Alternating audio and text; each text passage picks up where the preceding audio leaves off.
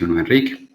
Entonces, ¿qué vamos a abordar en esta charla? Vamos a hablar un poco sobre una breve introducción. También vamos a describir brevemente la epidemiología, el vector y el virus. También vamos a hablar sobre la fisiopatología, las manifestaciones clínicas que puede dar esta patología en los pacientes, cómo hacer el diagnóstico a los mismos, el abordaje terapéutico y unas pequeñas pautas de prevención. Entonces, ¿por qué es importante conocer de dengue y por qué es importante hablar de dengue? Básicamente, como lo pueden ver, es una problemática que no solamente es a nivel local, es una problemática a nivel mundial, porque esto tiene un impacto proporcional en las tasas de mortalidad de los pacientes, principalmente en todas estas regiones tropicales, incluyéndonos a nosotros como Colombia. Tenemos que es una enfermedad febril causada por una infección con uno de los 4 serotipos del dengue. Vamos a ver que hay 4, dengue tipo 1, tipo 2, tipo 3 o tipo 4, y estos van a ser transmitidos básicamente por los mosquitos Stegomyia aegypti o Stegomyia albopictus. En cuanto a sus manifestaciones clínicas, podemos tener pacientes desde una presentación asintomática hasta pacientes que pueden desarrollar un síndrome de shock, y eso puede ser potencialmente mortal. Por eso el énfasis que hacemos en conocer y en saber abordar a estos pacientes. Entonces, en cuanto a la epidemiología, vamos a tener que esta infección, como ya se los mencioné, es un problema de salud pública que involucra a muchos países ya, y se ha visto un fenómeno muy marcado ligado a todo este proceso de la globalización, que aumentó como tal la propagación del vector. Esto remontándonos aproximadamente a los años 70 y 80. Vamos a tener que se vio un incremento, como lo mencioné, en el vector en las regiones tropicales, regiones con una altura no mayor de 2.200 metros sobre el nivel del mar, y como tal los brotes, pueden apagar el micrófono porque hay una leve interferencia. Muchas gracias. Y se ha identificado como tal que los brotes oscilan aproximadamente cada 3 o 4 años. En esta grafiquita aquí lo que queremos mostrar como tal es el panorama que ha tenido el dengue en las Américas. Miren cómo ha ido creciendo, siendo el 2019 un pico hiperendémico donde se reportó el mayor número de casos en toda la historia. Y en el 2020 el panorama que nos plantea la Organización Panamericana de la Salud es que se han reportado aproximadamente para la semana 3, que fue de donde se extrajo esta tabla epidemiológica, aproximadamente 699.901 casos, de los cuales 248.665 fueron casos confirmados, atribuyéndose 2.374 a dengue grave y 232 muertes por esta patología. Ahora conozcamos un poquito sobre el vector, sobre estos mosquitos. Vamos a tener importante recalcar que para que este vector crezca, madure, por decir así, sus primeros ciclos los debe cumplir en un medio acuoso. Ya vamos a ver que identificar estos focos es un pilar fundamental en la prevención. Entonces, los vectores que vamos a tener puede ser el Stegomyia aegypti o Stegomyia albopictus. Como tal, ¿qué va a pasar? ¿Cómo se me va a infectar el vector? Vamos a tener que un vector maduro va a picar a un individuo, al individuo A, llamémoslo aquí, o el individuo 1, que ha sido infectado previamente por el virus y se encuentra en la fase febril de la enfermedad. Ya vamos a ver las características clínicas y la división como tal de la clínica, que es la fase febril. Entonces este mosquito lo va a picar y se va a contagiar por este virus. Este virus va a viajar por el tracto gastrointestinal del virus, luego va a pasar al torrente sanguíneo y se me va a alojar, miren aquí, en las glándulas salivales. ¿Qué quiere decir con esto? Una vez este virus está ahí en las glándulas salivales, me está diciendo que el mosquito ya está disponible, por decir así, para infectar a otros individuos. Y aquí en la gráfica lo podemos ver como el individuo número 3.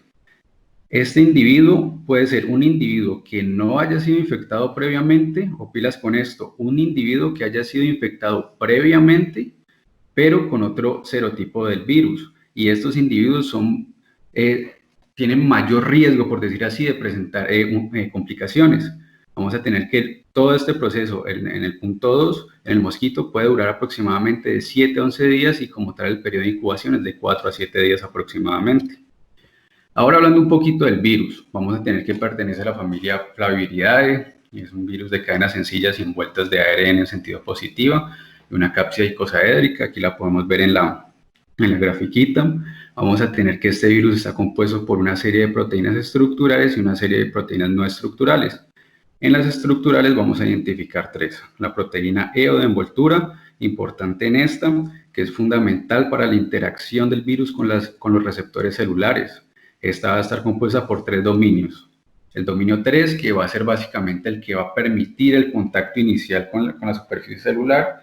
El dominio 2, que va a actuar como un bucle de fusión. Y el dominio 1, que va a estar ligado a una bisagra que me va a permitir como tal que se me exprese este bucle de fusión. Ya lo vamos a ver mucho más en detalle en la fisiopatología. En la proteína M, aquí es importante identificar que la podemos encontrar como una proteína M madura o una proteína M inmadura que está ligada a un péptido.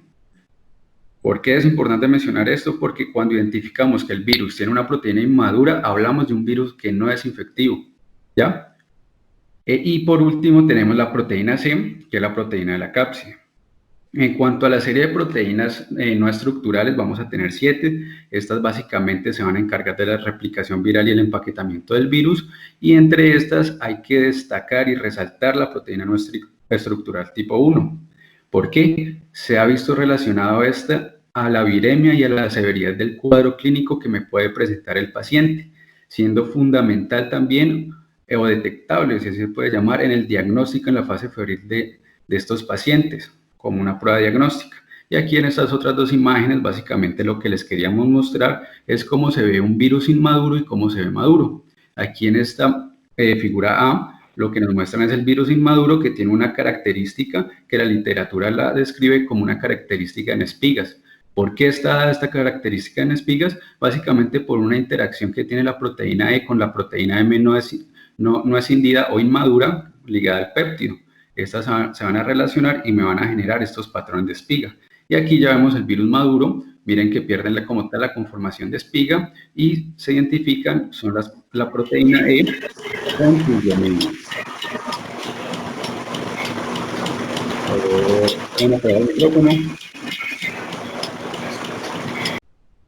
Muchas gracias. Bueno, en cuanto a la patogenia del virus, entonces, atención con esto. Aquí en esta gráfica nos muestran 3 mecanismos de entrada. ¿Ya? Tenemos que los receptores a los cuales se puede ligar el dengue virus son varios, pero hay que resaltar el papel que tiene el heparansulfato, el receptor de manasa tipo 1 y el receptor de la laminina tipo 1, que son los que se han visto más relacionados con esto. Entonces tenemos el primer caso donde tenemos el dengue unido, pongámosle nombre a este receptor como el receptor heparansulfato. El caso número 2 donde está unido o ligado como tal a un receptor de células dendríticas, y otro caso que es un paciente que ha sido infectado previamente, pero ahora tiene una infección con otro tipo del dengue virus y está ligado a complejos inmunes. En resumen, lo que me va a pasar aquí es que la proteína E va a interactuar con estos receptores para formar un endosoma. Una vez entra el virus al endosoma, requiere un cambio conformacional en sus dominios de la proteína E, ¿ya? Recordemos que son 3, el 1, el 2, el 3. El 3 ya como tal tuvo su función aquí. Ahora necesitamos que el 1, que tiene el papel de bisagra, haga ese cambio conformacional para exponer el bucle de fusión, que también es denominada el dominio 2. Una vez ocurre este cambio conformacional, que es dado gracias a un aumento en la acidez del endosoma, se me va a liberar la nucleocápside del citosol celular para posterior pasar al retículo endoplasmático y llevar a cabo todo su proceso de ensamblaje. Una vez sale del retículo endoplasmático, sale como una partícula viral inmadura. Recordemos, inmadura, o sea que todavía tiene el péptido de la proteína M, ¿ya? Ligado a la proteína M. Y para poderlo escindir necesita un paso por el aparato de Golgi, donde va a interactuar unos factores como el pH para la activación de una furin proteasa que me van a escindir ese péptido que me da las características de que es inmaduro. Una vez es escindido, el virus sale otra vez de la célula para infectar otras células y continuar su ciclo. Pero también tenemos el caso de que el virus puede salir totalmente inmaduro porque hubo una falla como tal en este proceso en el aparato de Golgi y nos va a salir el virus inmaduro que no es infectivo. O podemos también tener el caso de que salga parcialmente maduro o parcialmente inmaduro. ¿Qué quiere decir que esté parcialmente inmaduro o parcialmente maduro? Pues como ya lo hemos dicho, puede ser infectivo o puede que no infecte. Hasta ahí vamos bien. Y Ahora retomémonos por aquí abajito, no sé si ven mi mouse, donde nos indica como tal cómo puede ser expresada o transportada la proteína no estructural tipo 1 a la superficie celular. Miren que no necesariamente tiene que estar ligada al virus cuando empieza todo este proceso de la fisiopatología. Gracias a la ayuda de otra proteína no estructural, que es la proteína no estructural tipo 3, se crean unos complejos con el colesterol que los puede expresar como tal en la superficie celular o pueden ser excretados como tal al torrente sanguíneo. ¿Y por qué hacemos tanto énfasis en esta proteína no estructural tipo 1? Porque junto a la proteína E son los principales causales de la liberación de citoquinas y eso me va a llevar a un aumento de la permeabilidad vascular y me va a repercutir en todas las manifestaciones clínicas en los pacientes. Y también aclarar que una infección secundaria me va a dar más riesgo de complicaciones en los pacientes. Ahora, hablando un poco de la clínica, importante aclarar que es un caso probable de dengue. Vamos a tener que es una enfermedad febril aguda de hasta 7 días de origen no aparente y que se puede acompañar de 2 o más de los siguientes síntomas. Tenemos cefalea, exantema, dolor retroocular, mialgias, artralgias, postración y anexo a esto el paciente debe tener un antecedente de desplazamiento de hasta 15 días antes del inicio de los síntomas a un área endémica o que viva en ella. Y la clínica la vamos a dividir en 3. ¿Ya? La fase febril, que es la primera, esta me va a durar aproximadamente de 4 a 7 días, se va a caracterizar por fiebre y sintomatología general, como ya la mencionamos, y luego el paciente me va a pasar a una fase crítica. ¿Por qué se llama crítica? Porque es un punto de quiebre. Y hay que tener mucho cuidado con esta fase crítica, porque en este punto los pacientes me pueden pasar a una fase de recuperación, que aquí la entendemos como la eliminación del exceso de líquidos y la normalización de las funciones vitales, o se me puede pasar al otro lado, que ya es la aparición de complicaciones con unos signos de alarma que ya vamos a describir. Entonces, como todo en medicina, para un correcto diagnóstico necesitamos hacer una muy buena historia clínica y un muy buen examen físico. Tenemos que caracterizar la fiebre, cómo es el patrón de la fiebre, cuándo inició la fiebre, también buscar los signos de alarma que ya los vamos a mencionar. Y al examen físico fundamental tener un monitoreo de los signos vitales del paciente, ver el estado de hidratación del mismo, ver si hay presencia de edema. También al examen abdominal es importantísimo intentar identificar si hay visceromegalias y también es importante a la evaluación torácica buscar si hay algún signo de alteración respiratoria y no olvidarnos de los signos de choque que me puede presentar el paciente, un paciente hipotenso con una presión arterial diferencial menos de 20 milímetros de mercurio, una presión arterial media menor de 70 milímetros de mercurio, también que tenga extremidades con cianosis frías, un pulso rápido y fino y un llenado capilar lento.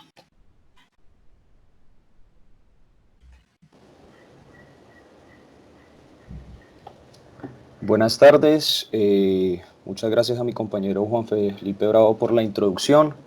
Y ahora bien, vamos a hablar un poco sobre el diagnóstico, teniendo en cuenta pues, que ya clarificamos los factores epidemiológicos, fisiopatológicos y clínicos de la enfermedad, podemos continuar a hablar sobre su clasificación y diagnóstico.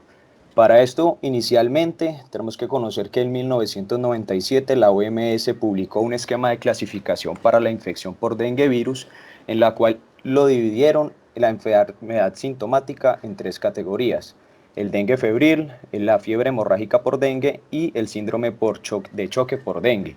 Posteriormente, en 2009, se revisa esta clasificación y se modifica buscando simplificar la misma y se establecen 3 categorías que son utilizadas en la actualidad: el dengue sin signos de alarma, el dengue con signos de alarma y el dengue grave. El dengue sin signos de alarma normalmente va a ser un paciente que es un caso probable de dengue en contexto de un paciente que vive o ha viajado en los últimos 14 días a una zona endémica de la enfermedad. Adicionalmente presenta una enfermedad febril aguda y 2 de los siguientes síntomas: náusea, emesis, rash, cefalea, dolor ocular, mialgias o artralgias, leucopenia o que tenga una prueba de torniquete positiva. El dengue con signos de alarma es todo caso de dengue que se acerca cerca del día de la caída de fiebre, o sea, cerca de la etapa febril o de defervescencia.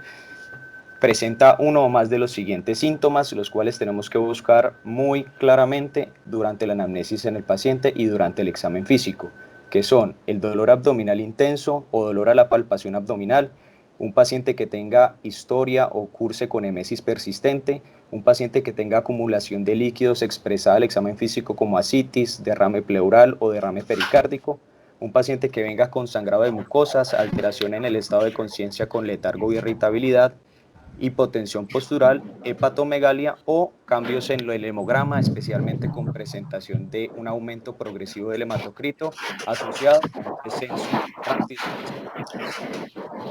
Hay un poco de interrupción, ¿me puedes por favor poner micrófonos?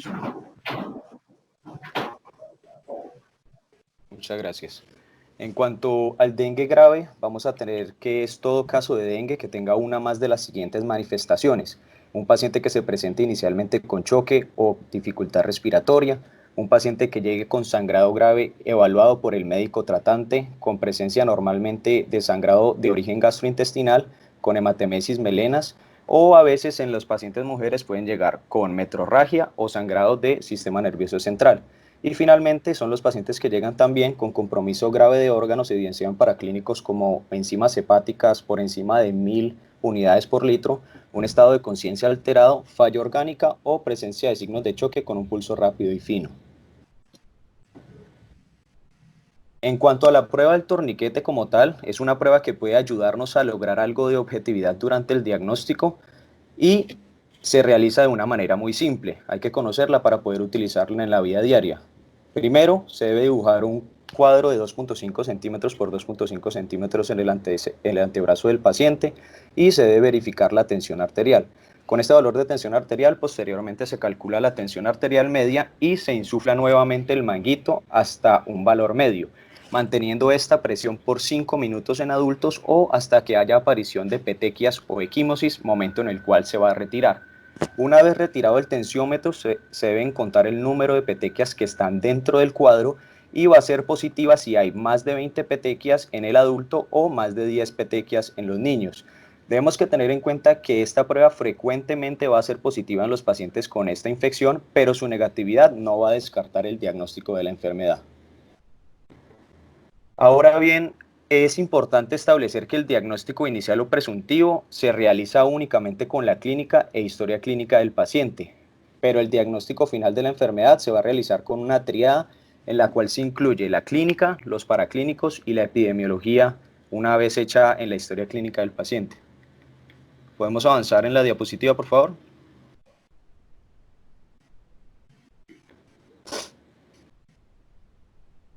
Gracias. Ya como tal, para hablar de los paraclínicos que son utilizados para el diagnóstico de esta enfermedad, debemos conocer que en primera instancia las pruebas diagnósticas se pueden dividir en dos grupos, los métodos directos y los métodos indirectos. Los métodos directos van a ser todos los métodos que detecten componentes propios del virus, dentro de los cuales vamos a encontrar el aislamiento directo del virus, la detección del RNA viral, la detección de antígenos del virus, y tenemos que tener muy claro que algunas desventajas de estos métodos son el hecho de que no logran diferenciar entre una infección primaria o una infección secundaria y adicionalmente generalmente tienen un alto costo para las instituciones. En cuanto a los métodos indirectos, van a ser aquellos que identifican inmunoglobulinas frente al virus y estos sí tienen la ventaja de poder detectar si la infección es primaria o secundaria. En la primera semana de la enfermedad tenemos diferentes pruebas diagnósticas que nos van a poder ser útiles. Inicialmente encontramos el ensayo de reacción de cadena de la polimerasa con transcriptasa reversa. Esta prueba lo que se basa es en la detección del ácido nucleico viral en suero y generalmente va a ser positiva en los primeros 5 días de la enfermedad. La segunda prueba que podemos utilizar en las primeras semanas de la enfermedad es la detección del antígeno viral, en la cual buscamos especialmente la proteína no estructural NS1. Generalmente esta prueba va a ser positiva en los primeros 3 a 4 días de enfermedad, pero tenemos que tener muy claro que la sensibilidad de la misma va a disminuir en caso de que la infección sea secundaria, ya que en una infección primaria la detección puede llegar a ser de hasta en un 90% de los pacientes, mientras que en una infección secundaria va a disminuir a un 60 a 80% de ellos. Y finalmente, en la primera semana tenemos también la detección del IgM. Normalmente vamos a considerar que es una prueba positiva cuando aumenta 4 veces o más el título de anticuerpos, y este resultado lo vamos a encontrar positivo generalmente en los primeros 4 o 6 días de la enfermedad.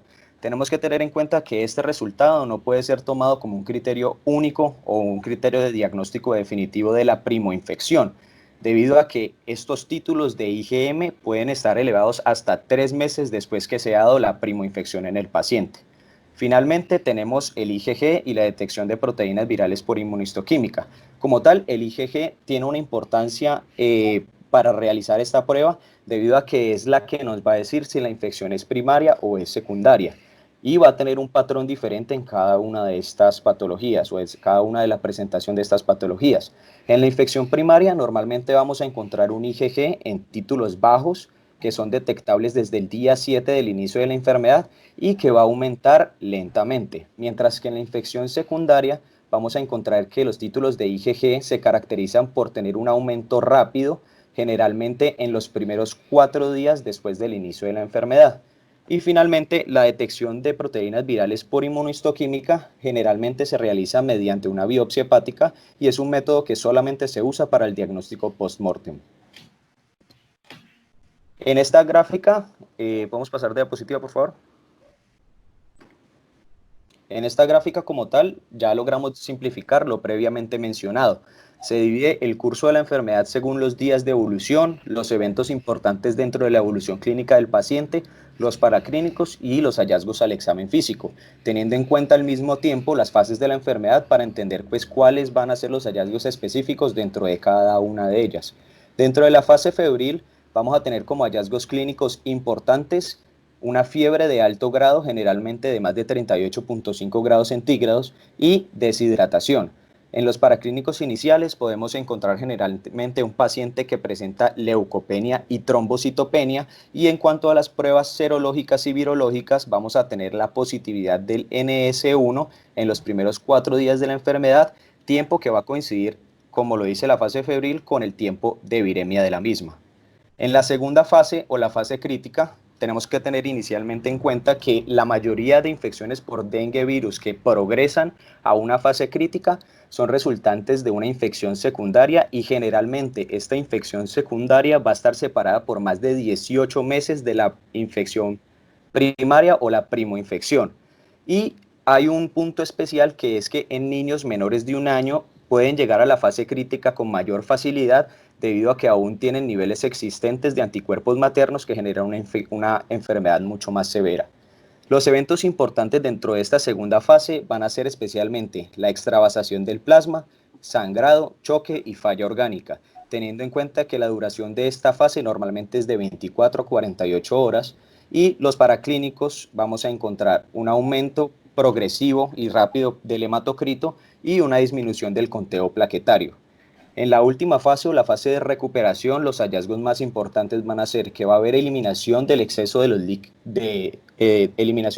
líquidos extravasados, va a haber una normalización de las funciones vitales del paciente y tenemos que tener especial atención y vigilar que el paciente no tenga una coinfección bacteriana, que esto aumenta mucho la morbilidad en los mismos.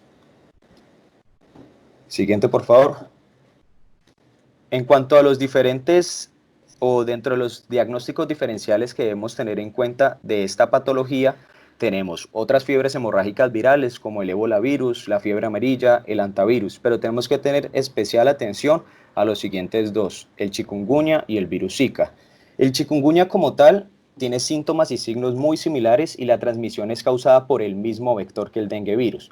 Se han realizado estudios comparando las dos enfermedades y señalan que los pacientes con chikungunya sufren más comúnmente de un síntoma en específico que es el dolor articular.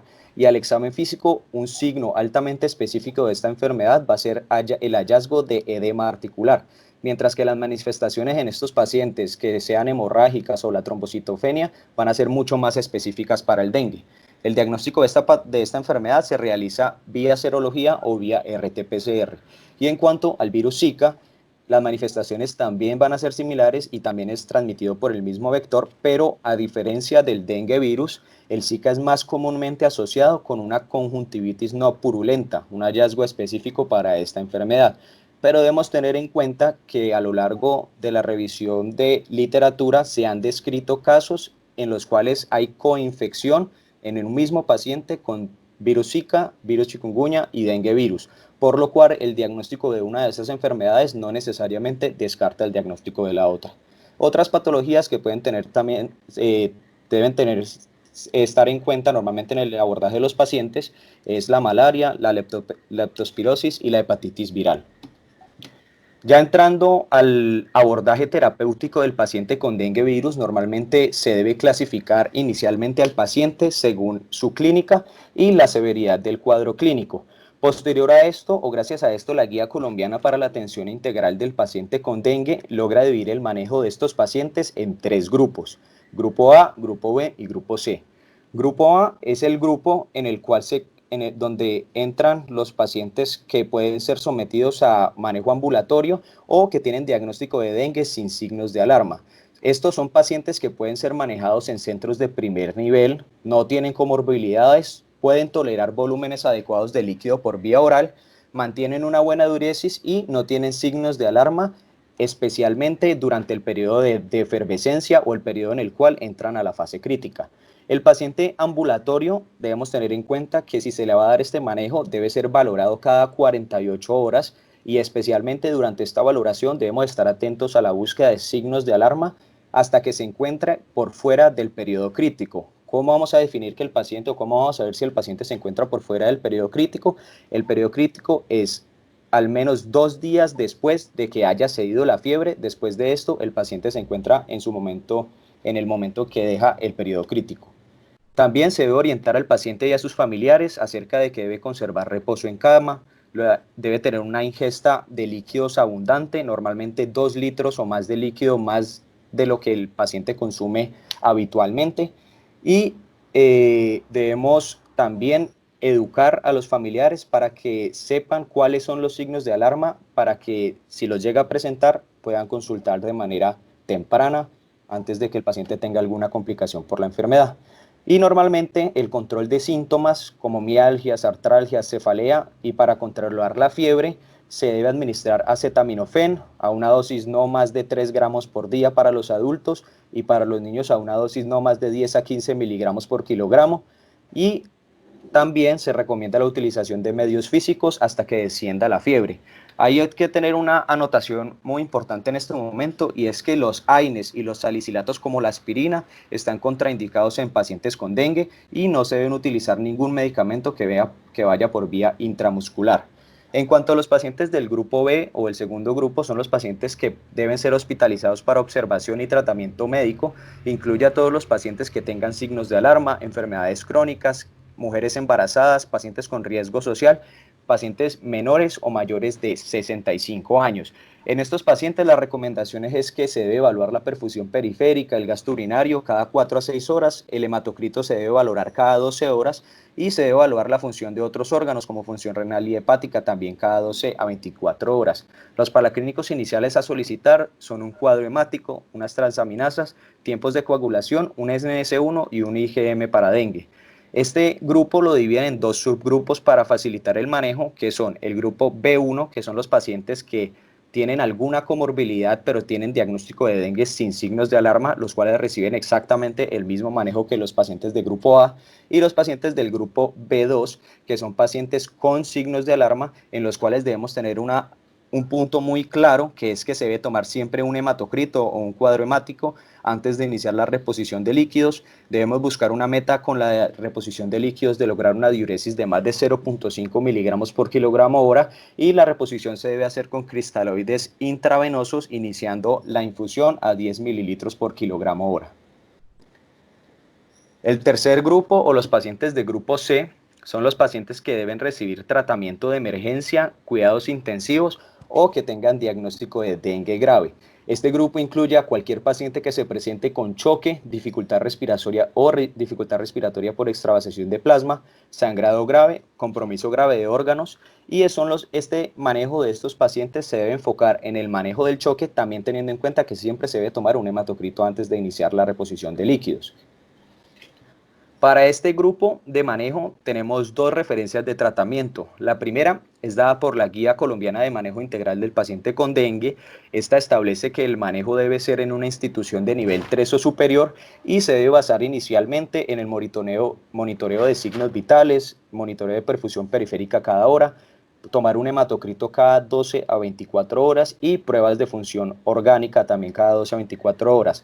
Adicionalmente, se debe iniciar la resucitación mediante aporte de líquidos intravenosos con cristaloides, recomendado preferiblemente el uso del lactato de Ringer, y se inicia con una infusión inicial o un bono inicial de 500 a 1000 mililitros por hora, buscando una meta de presión arterial media de 70 a 80 milímetros de mercurio. Si se logra la estabilidad del paciente o se llega a las metas de tensión arterial media, se debe pasar una dosis de mantenimiento de 100 mililitros por hora con una meta de presión arterial media por encima de 80. La segunda referencia para el tratamiento es dada por una actualización publicada en el 2019 por el Ministerio de Salud. En esta son un poco más claros sobre el manejo o el abordaje que se debe hacer hasta estos pacientes, inicialmente haciendo un monitoreo con un ABC y signos vitales cada 5 a 30 minutos. Como para clínicos iniciales se recomienda el uso de un hemograma, pruebas de coagulación, una glicemia, pruebas hepáticas, una radiografía de tórax y una ecografía abdominal para buscar signos de extravasación plasmática. El plan de hidratación son mucho más claros sobre cómo debe ser realizado. Se recomienda un bolo inicial de cristaloides a una dosis de 20 mililitros kilogramo en 15 a 30 minutos y posterior a este bolo inicial se reevalúa el estado hemodinámico del paciente. Cuando se reevalúa el estado hemodinámico del paciente y el paciente sigue con signos de choque o no mejora, se puede aplicar un segundo o hasta un tercer bolo. Si el hematocrito, a pesar de este segundo o tercer bolo, persiste alto, se puede continuar con infusión de cristaloides o también recomiendan cambiar a una dosis de coloide intravenoso de 10 a 20 mililitros kilogramo en una hora, teniendo en cuenta que según la literatura encontrada sobre el uso de coloides, se favorece el uso del dextrano 40 al 10% en solución salina normal. Si persiste a pesar de los 3 bolos, a pesar de cambiarlo a coloides con signos de choque o inestabilidad hemodinámica, se debe considerar el uso de drogas vasoactivas.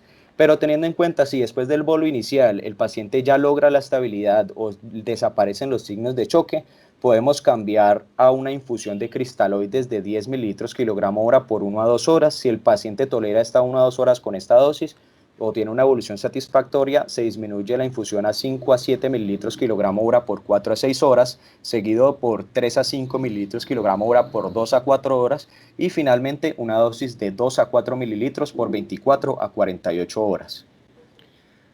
Si se hace todo el manejo y el paciente persiste inestable y hay un hallazgo en los paraclínicos en los cuales se demuestra que hay una disminución brusca del hematocrito, son signos que sugieren sangrado y la necesidad urgente de tomar una prueba cruzada y transfundir sangre o derivados.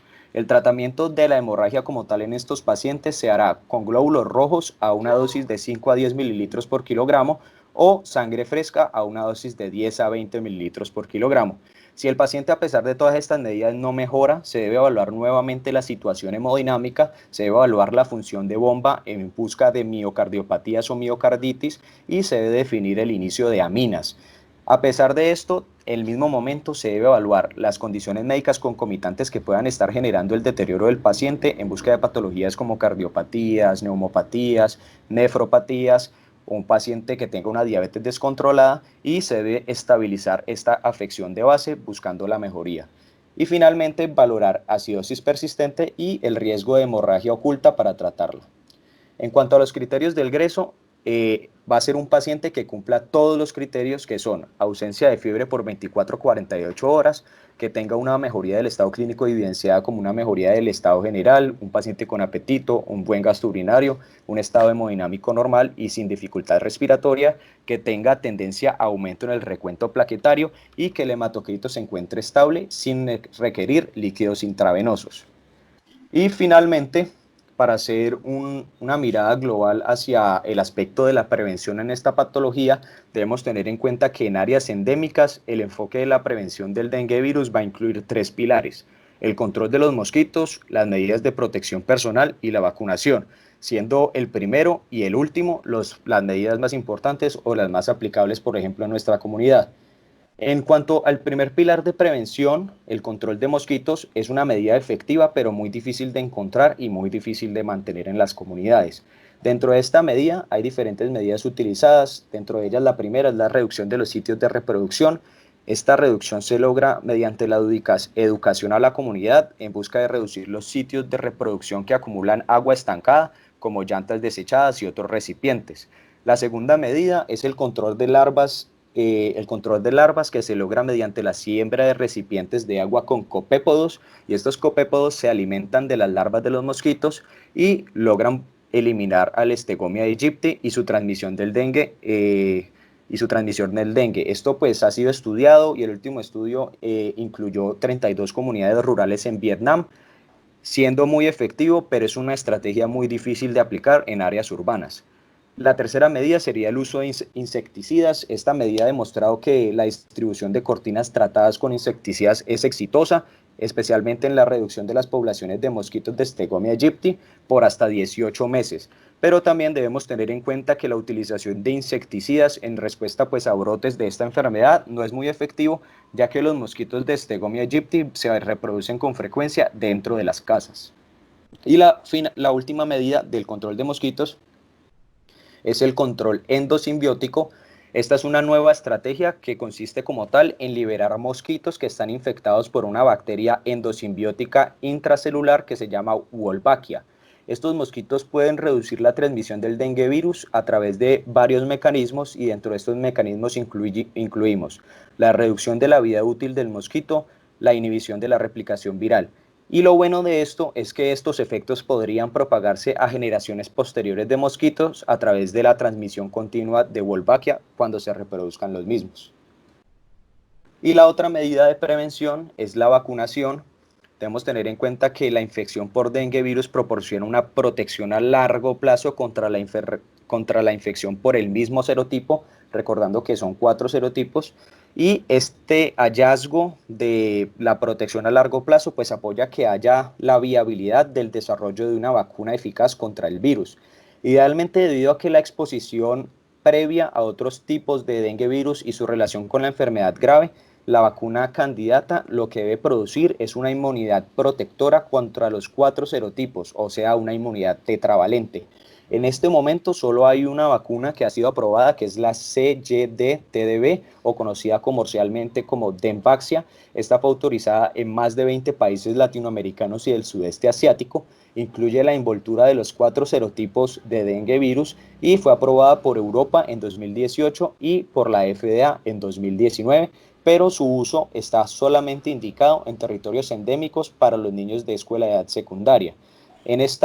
Sobre esta vacuna debemos tener varios aspectos claros. Primero, que la vacuna se da en 3 dosis, una dosis en el mes 0 o al inicio, una dosis en el mes 6 y una dosis de refuerzo en el mes 12. Y los estudios realizados encuentran pues, que la eficacia de la vacuna depende del serotipo del dengue virus al que se encuentra expuesto el paciente, teniendo una mayor eficacia del dengue virus del dengue virus 3 y el dengue virus 4 con una eficacia de hasta el 75%, que para el dengue virus 1, que tiene una eficacia del 50%, y el dengue virus 2, que tiene una eficacia del 35 al 42%. La OMS pues emite en 2017 una declaración la cual indica que la vacuna protege contra el dengue grave solamente en las personas seropositivas al momento de la primera vacunación, pero que aplicar esta vacuna en un paciente que tiene seronegatividad en el momento de la primera vacunación aumenta el riesgo de que si el paciente llega a presentar la enfermedad tenga una presentación mucho más grave.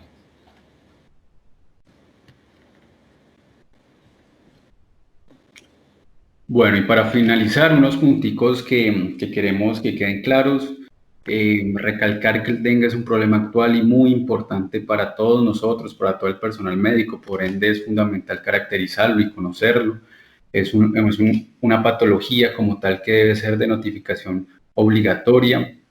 Se deben identificar los posibles focos de proliferación para poder inculcar y abordar todas estas medidas de prevención. También estratificación de los pacientes, identificar los signos de alarmas para poderles dar un manejo oportuno y adecuado, y no olvidarnos que los casos por dengue continúan existiendo. Y este último punto lo complementamos con esta caricatura extraída del caricaturista Matador, donde con toda esta ola y con todo este fenómeno de la pandemia, se ha visto que esta patología del dengue se ha olvidado un poco y la invitación es no, los casos siguen existiendo y tenemos que conocerlo y abordar a estos pacientes como deben ser para poder evitar posible mortalidad por este virus.